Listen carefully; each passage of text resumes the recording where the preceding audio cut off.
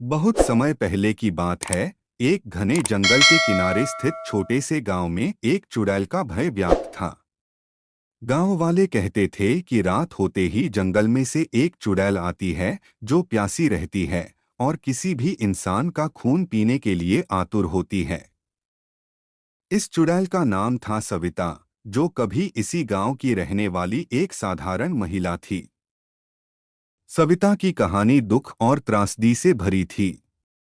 वह एक खूबसूरत और बुद्धिमान लड़की थी। उसकी शादी एक किसान रामू से हुई थी। सविता और रामू एक दूसरे से बेहद प्रेम करते थे। उनके जीवन में खुशियों की कोई कमी नहीं थी, परंतु यह खुशी ज्यादा दिन तक टिक नहीं सकी। गांव में एक भयंकर सूखा पड़ा, फसलें बर्बाद हो गईं और रामू के परिवार पर गरीबी का साया मंडराने लगा। रामू ने अपनी जमीन बचाने के लिए एक जमींदार से कर्ज लिया, परंतु फसलें लगातार खराब होती रहीं और वह कर्ज चुकाने में असमर्थ रहा। जमींदार ने रामू पर कर्ज का बोझ बढ़ाते हुए उसे धमकियां दीं। रामू तनाव में डूब गया और एक दिन उसने आत्महत्या कर ली। सविता का संसार उजड़ गया। गांव वालों ने भी उसे मदद के बजाय तिरस्कार किया। सविता ने गांव वालों से मदद की गुहार लगाई, परंतु किसी ने उसकी सहायता नहीं की। वह बेबस और निराश होकर जंगल में चली गई।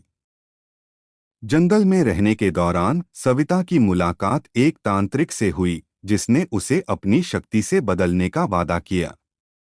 तांत्रिक ने सविता को एक विशेष मंत्र और शक्ति दी, परंतु बदले में उसने सविता की आत्मा को कैद कर लिया। सविता अब एक चुड़ैल बन चुकी थी, जिसे हमेशा के लिए खून की प्यास लगी रहती थी।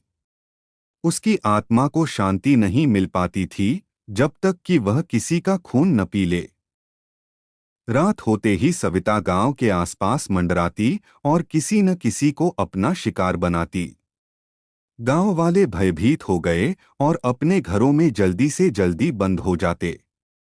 एक दिन गांव में एक साधु आया, जिसने गांव वालों को बताया कि इस समस्या का समाधान संभव है, लेकिन इसके लिए साहस और विश्वास की आवश्यकता होगी। साधु ने बताया कि सविता की आत्मा को मुक्त करने के लिए उसे उसकी पुरानी यादों से जोड़ा जाना होगा और उसे माफ करना होगा। गांव वालों ने साधु की बात मानकर एक योजना बनाई। वे रात में जंगल में गए और सविता को उसकी पुरानी यादों की वस्तुएं दिखाईं। रामू की एक पुरानी तस्वीर, उसकी शादी की चूड़ियां और उसके घर का एक टुकड़ा। सविता की आंखों में आंसू आ गए।